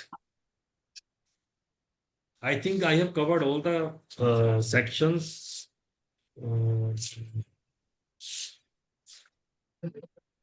Trust कितने साल के लिए क्रिएट हो सकती है? एक ये भी सवाल होता है कि can the trust be created for perpetuity? Answer is no. आप ऐसा ट्रस्ट नहीं बना सकते जो कभी खत्म ही नहीं होगी। Ultimately there has to be a sunset clause in the trust also, कि कब जाके वो ट्रस्ट खत्म हो जाएगी, क्योंकि आप जब भी जो बेनिफिशियरी आप डिसाइड करेंगे वही होंगे जो आपके living beneficiary. Subject matter of trust section 8, beneficiary मैंने बता दिया सेक्शन 9, ट्रस्टी मैंने बता दिया section 10, how the trust is extinguished section 77। Sir लेकिन कई केस उसमें ये भी लिखा हुआ है कि अनबॉर्न ठीक है, चिल्ड्रन के लिए मैं भी बाहर नहीं ट्रस्ट बन जाऊंगा। सकता है।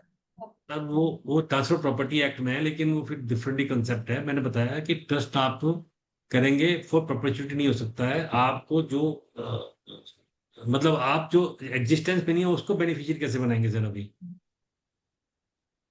आप ये तो कह सकते हैं कि बेटा बेटे के बाद बेटा, लेकिन जो जिसको आप बना रहे हो वो तो होना चाहिए ना। क्यों इसमें निजाम वेल्थ टैक्स का ही केस है, निजाम का, हैदराबाद और निजाम का। जी सर। सर आपने हैदराबाद और निजाम का एक वेल्थ टैक्स का ही केस है। जी है।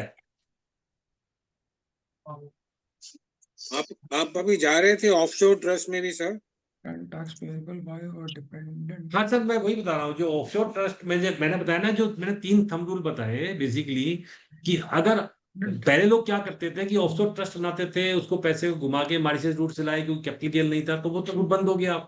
अगर ऑफशोर ट्रस्ट बन भी गई है तो अगर साइटस इंडिया में है, हमने चीजों को समअप कर दिया ना, कि मान लीजिए आपकी एक ऑफशोर ट्रस्ट बनी हुई है, तो पहली बात तो वहां के जो ट्रस्ट के नियम है वो लग जाएंगे। मान लो साइप्रस में या केमन आइलैंड में या पनामा में, ये लोग इसलिए बनाया करते थे। लेकिन अगर बेनिफिशियरी इंडियन है, रेजिडेंट है, तो उसको हर इनकम पे टैक्स देना है। आप अपना बेनिफिशियल इंटरेस्ट ही बताना है उसको सर। अगर आपकी प्रॉपर्टी, मान लीजिए आप ये कहना चाह रहे हैं कि आपकी प्रॉपर्टी बाहर है, बाहर, लेकिन अगर रेजिडेंट ऑफ इंडियन है, आप रेजिडेंट असेसी हैं, तो आपको उस इनकम पे भी यहाँ टैक्स देना है।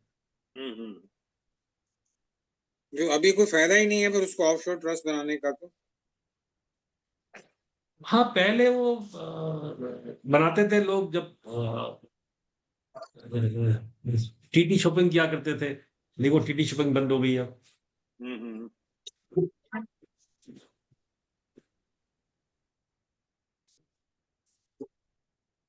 तो सर मेरे हिसाब से मैंने इसको कवर कर लिया, और अगर कोई सवाल है तो आप पूछ सकते हैं सर।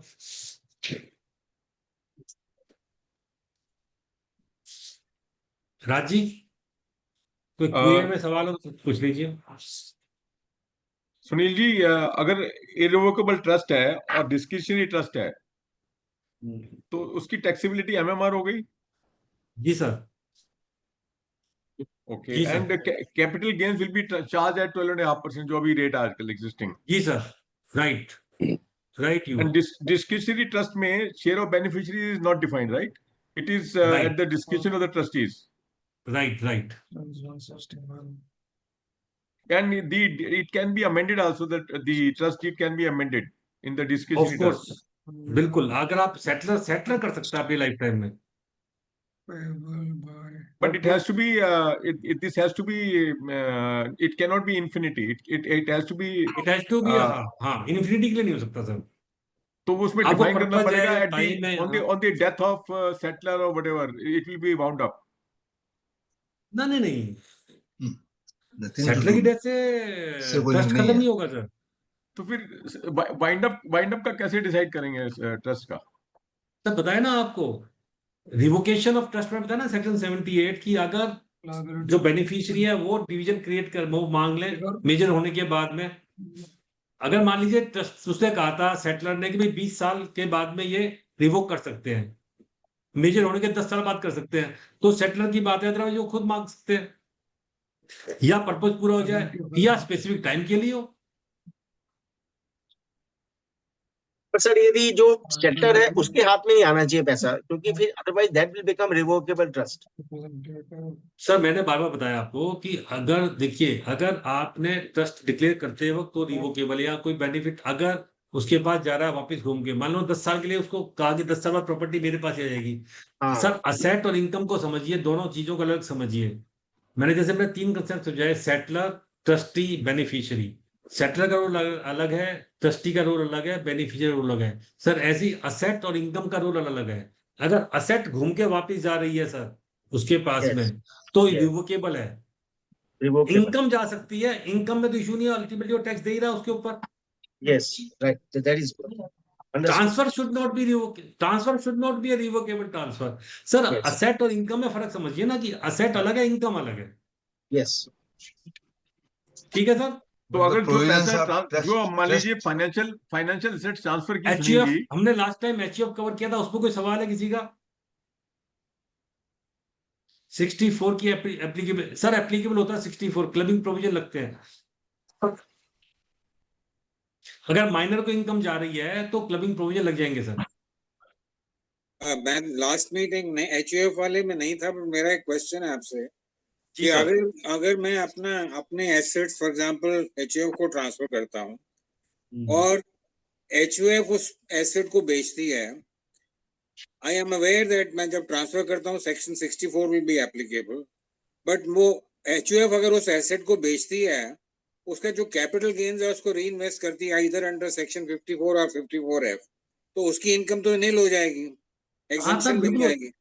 सर देखिए, फिर दोनों बातों को हम कंफ्यूज करते हैं sir. Clubbing provisions are special provisions, ठीक है। ब्लेंडिंग ऑफ प्रॉपर्टी, आपने एचयूएफ में अपनी प्रॉपर्टी डाल दी, उससे हाँ। कोई इनकम होगी आपके हाथ में टैक्सेबल हो जाएगी। अगर आपके Correct. हाथ में इनकम टैक्सेबल होगी तो उसके बेनिफिट भी आप ट्रांसफर हो जाते हैं ना। नहीं, मैं इनकम की बात नहीं अगर कर आप रहा, मैं एसेट ट्रांसफर की बात कर रहा हूँ, कैपिटल गेन्स। मेरा क्वेश्चन सिर्फ ये है, आप लेट ये अस कह रहे टेक हो कि एन एग्जांपल। आपने अपनी प्रॉपर्टी पहले वहां पे ट्रांसफर कर दी, मैंने एचयूएफ को ट्रांसफर कर दी और आपने एचयूएफ ने उसको बेच दी। आपने एक लैंड ट्रांसफर कर दी सर एचयूएफ को। हाँ, तो लैंड जब ट्रांसफर आप कर रहे हो तो कोई टैक्सेबिलिटी नहीं आएगा। क्यों नहीं आएगा? 47। नहीं, मैं हाँ, सपोज करो लैंड नहीं कर रहा, मैं बिल्डिंग कर रहा हूँ, वो एक जिसकी ही बात है। अच्छा एक ही बात है। अब मैं उसको उस बिल्डिंग को मैं एचयूएफ के थ्रू बेचता हूँ और एचयूएफ जो है उसको कैपिटल गेन्स जो है वो री इन्वेस्ट कर देती है। अब तो सर मैंने वही बताया कि प्रिंसिपल है कि अगर आपको इनकम क्लब होगी तो उसके बेनिफिट भी तो आपको मिलेंगे ना सर। अगर आपके हाथ में क्लब होगी तो 50 का बेनिफिट भी मिल जाएगा आपको। नहीं, पर एचयूएफ तो सेपरेट एंटिटी रहेगा ना सर। मैं ये एचयूएफ कह तो रहा पहले हूँ भी कि सेपरेट एंटिटी था अगर सर। इनकम जब मैं इनकम की सर बात जब नहीं माइनर सर माइनर मैं की इनकम समझ रहा जब करते हैं तो क्या करते हैं? मैं एक एग्जांपल देता हूँ सब, उससे ज़्यादा क्लियर हो जाएगा। Let बताइए us take the बताइए। value of the asset is 1 crore, which I have transferred, and HUF sells that property for 1.5 crores. अब जो अगर वो बिल्ट अप लैंड है तो कैपिटल गेन्स 50 करोड़ और 50 लाख हो गए। अगर HUF वो 50 लाख री इन्वेस्ट करता है इनटू अंडर सेक्शन 54, तो उसकी इनकम HUF की तो नील होगी कैपिटल गेन्स की, बिकॉज 50 लाख उसका कैपिटल गेन्स था, 50 लाख उसने री इन्वेस्ट कर दिया, तो मेरे ऊपर टैक्स तो कुछ भी नहीं आएगा ना फिर। हाँ तो सर अगर आप ये काम खुद करते तब भी तो आपको 50 का बेनिफिट मिल जाता। नहीं, पर उसमें उसका एक एडवांटेज ये होता है कि अगर मेरे पास 2 से ज्यादा एसेट्स हैं तो मैं 54F में बेनिफिट नहीं ले सकता ना। तो तब भी नहीं मिलेगा आपको भी। HUF का तो नहीं है ना, HUF के पास 2 प्रॉपर्टीज नहीं है सर तो वो प्रॉपर्टी आपकी तो मानी जाएगी सर। आपको 54F की कंडीशन अगर आपकी इनकम में क्लब होके आ रहा है तो 54 की कंडीशन आपको पूरी करनी है, एचयूएफ को नहीं करनी फिर अब। पर HUF तो असेस तो HUF ही होगा ना उस इनकम उस कैपिटल गेन्स को। सर हम लोगों का दिमाग टेढ़ा क्यों चलता है, सीधे क्यों नहीं चलता? चलो इस सब्जेक्ट के कभी आपसे बात करेंगे मिल के। अच्छा सुनील जी आपको office sir with due regard and with faulted date, sir हम सीधा लॉ की इंटरप्रिटेशन कर ले, वही बहुत अच्छी बात है। हमें अपनी छवि चेंज करनी पड़ेगी सर। अच्छा सर, मैं एक बात पूछ रहा हूँ सुनील जी, 64 की जब बात की आपने कि मान लीजिए गिफ्ट दिया आपने बच्चे को या वाइफ को गिफ्ट दिया आपने 1 करोड़ रुपए और उसके ऊपर 10 लाख रुपए इंटरेस्ट आ गया, तो 10 लाख रुपए इंटरेस्ट आएगा तो उसमें 1 लाख रुपए टीडीएस कट जाएगा, तो वो टीडीएस तो कटेगा वाइफ के नाम पे और वो 10 लाख रुपए इनकम। आजकल सब नहीं वो तो टीडीएस भी बेनिफिट मिल जाता है, टीडीएस क्रेडिट मिल जाता है। आपको बताना कैसे मिलेगा? कैसे मिलेगा सर? सर डिडक्टर को बताना पड़ता है कि मेरे हाथ में क्लब होगी है। नहीं लेकिन वो टीडीएस ट्रांसफर भी हो सकता है, अगर इनकम उधर चलेगी तो वहां से ट्रांसफर भी हो जाएगा स्पाउस। हाँ हो जाता है आजकल हो जाता है। बहुत ही कोई प्रोविजन है सर? हमने को कुछ हाँ मालूम है नहीं। सर, है बिल्कुल है सर, बिल्कुल है। तो टैक्स क्रेडिट लेने का प्रोविजन है।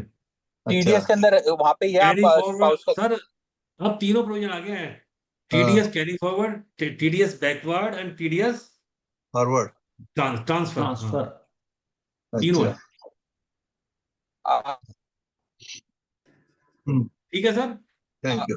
सर एक क्वेश्चन पूछना चाह रहा था, अगर हाँ, प्लीज। बैलेंस शीट बनाते हैं, ये मनीषा ने सर जब ट्रस्ट की बैलेंस शीट बनाते हैं, कौन सा महीना अगर था? उसका पहले आपने वैसे तो भेजा था इनकम ना? टैक्स के हिसाब से ऑडिट तो ये बोला 5 क्यों करोड़ नहीं से है? देखा जाएगा बिजनेस के हिसाब से, बट क्या इंडियन क्या कह रहे ट्रस्ट हैं? एक्ट के हिसाब, इंडियन ट्रस्ट एक्ट के अंदर भी उसकी ऑडिट करनी पड़ती है जैसे हम बाकी ट्रस्ट की करते हैं? कौन सा As per the tax? trust- वो ईमेल फॉरवर्ड कर दो। हाँ, वो ईमेल फॉरवर्ड कर दो। Let me just find out where the mail has gone. Sir Indian, देखिए बड़ा अच्छा सवाल है, बड़ा अच्छा सवाल है सर, बहुत अच्छा सवाल है। सर ने पूछा कि हेलो। क्या इंडियन ट्रस्ट एक्ट में आप अगर कोई बिजनेस कर रहे हैं या कोई इनकम आ रही है तो क्या ऑडिट होगा नहीं होगा?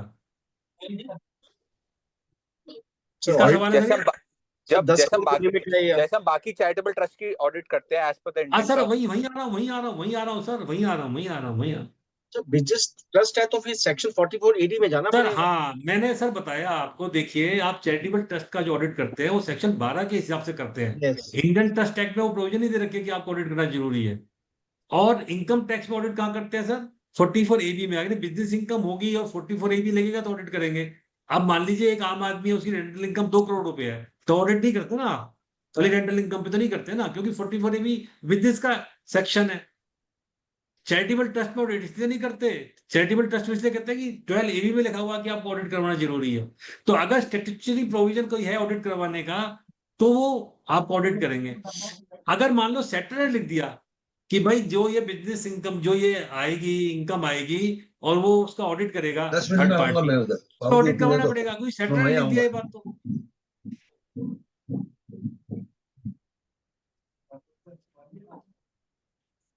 अच्छा सर, आपने एक बात ये बताई कि आपने provisions of trust deed can be Can trust have amended. employees to run family business to manage the asset of the trust will expenses be considered as deductible? Very good question. किसका है sir ये? वंश, Krishna trade. नाम नजर नहीं आ रहा मुझे, mister वंश का है। Can trust have employee to run family business or manage the assets of the trust will expenses will be considered as deductible?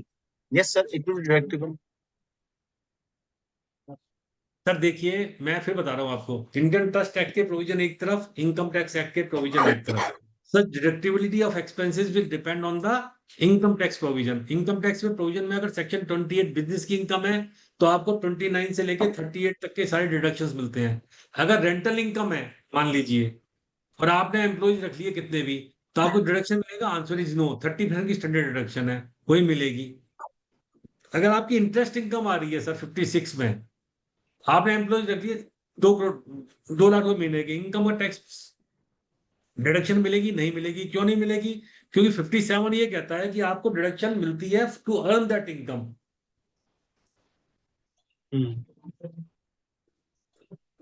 Sir allowability of expenditure depends on the income tax provision. Yes. आपकी family welfare trust है, उसमें आपने 15 employ रखे हो आप। नहीं सुनील जी, अगर आप उसकी तो फाइनेंशियल एसेट्स है करेंगे, उसमें खर्चा बुक करेंगे। डिस्ट्रीब्यूशन ऑफ इनकम में मान लीजिए आपने प्रोफेशनल ट्रस्टी रख रखे हैं, उस प्रोफेशनल ट्रस्टी की आप 1 करोड़ में फीस दे रहे हैं, आप दीजिए, थर्ड से मना किसने किया है? तो इनकम किसकी कम होगी? बेनिफिशियरी की इनकम कम होगी।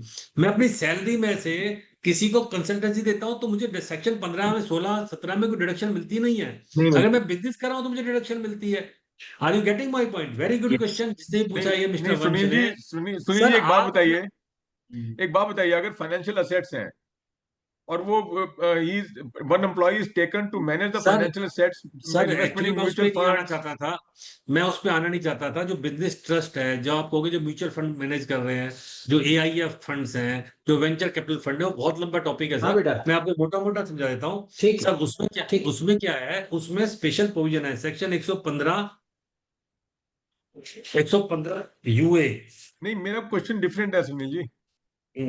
एक फैमिली ट्रस्ट है प्राइवेट, उसकी जो असेट्स है मान लीजिए 2 करोड़ की है। हाँ सर। एक फैमिली ट्रस्ट है प्राइवेट ट्रस्ट, उसमें 2 करोड़ रुपए ट्रांसफर किए। अब 2 करोड़ रुपए इन्वेस्ट करने हैं वहां म्यूचुअल फंड्स में या फिर मान लीजिए शेयर्स में या कहीं, तो उसको मैनेज करने की कोई तो जरूरत पड़ेगी ना आदमी की। आपको करो ना, मना किसने किया सर? लेकिन आपको उसकी डिडक्शन मिलेगी नहीं मिलेगी, ये डिपेंड करता है इनकम टैक्स के प्रोविजन के ऊपर कि आपको nature of income capital gain आ रही है तो कैपिटल गेन में क्या आपको क्या डिडक्शन मिलती है सर? कॉस्ट ऑफ इम्प्रूवमेंट और ट्रांसफर एक्सपेंडिचर। तो आप जो मैनेज कर रहा है क्या वो ट्रांसफर एक्सपेंडिचर में आता है? नहीं आता। Answer is no. Okay sir जो बात है म्यूचुअल फंड्स की, उनकी इनकम अलग से ट्रीट होती है, क्योंकि वो सेक्शन 100 जब बिजनेस ट्रस्ट की बात, रियल एस्टेट इन्वेस्टमेंट ट्रस्ट है जैसे इनविट्स हैं, उसमें क्या है कि पास थ्रू स्टेटस दे रखा है उनको। उसमें भी क्या कह रखा है कि मान लीजिए आपने एक ट्रस्ट बनाया सर, उस ट्रस्ट में स्पेशल एसपीबी में पैसा लगाया, एसपीबी से जो इनकम आ रही है, तो बिजनेस इनकम पे तो वही टैक्स देता है ट्रस्ट, लेकिन बाकी जो इनकम आती है, डिविडेंड की इनकम, रेंट की इनकम, वो सारी पास थ्रू स्टेटस में चली जाती है। तो म्यूचुअल फंड ओनर के हाथ में जाके वो जो यूनिट होल्डर है उसके हाथ में उसी रेशो में टैक्स लगता है। उसमें 115 यूए 115 यूवी का स्पेशल प्रोविजन है। लेकिन अगर आप प्राइवेट फैमिली ट्रस्ट बना रहे हैं, आपने 20 करोड़ पे डाल दिया, उसमें म्यूचुअल फंड के लिए आपने पैसा लगा दिया, अगर उसकी बिजनेस इनकम आ रही है, अगर आपको बिजनेस इनकम मानते हैं, तो ऑफकोर्स तो बिजनेस में सारे खर्चे आपको मिलेंगे 28 से 44 वाले। लेकिन अगर वो कैपिटल गेन की इनकम है, तो फिर आपको उसका जो सैलरी है या जो उसकी मैनेजमेंट फीस है, वो आपको डिडक्शन नहीं मिलेगी। राइट? बहुत अच्छा क्वेश्चन था मिस्टर वंश का।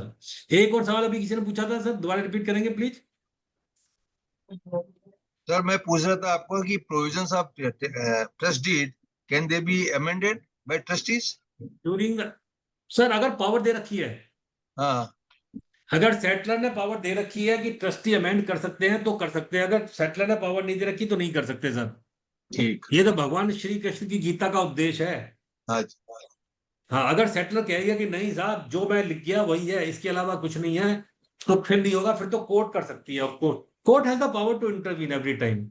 वो फिर फंडामेंटल राइट्स, ये सब जो भी हमारे कॉन्स्टिट्यूशन के राइट्स हैं, जो हम जैसे रिट लगाते हैं, आजकल रिट पिटीशन बहुत लग रही है इनकम टैक्स एक्ट में, हम भी बहुत लगा रहे हैं रिट पिटीशन।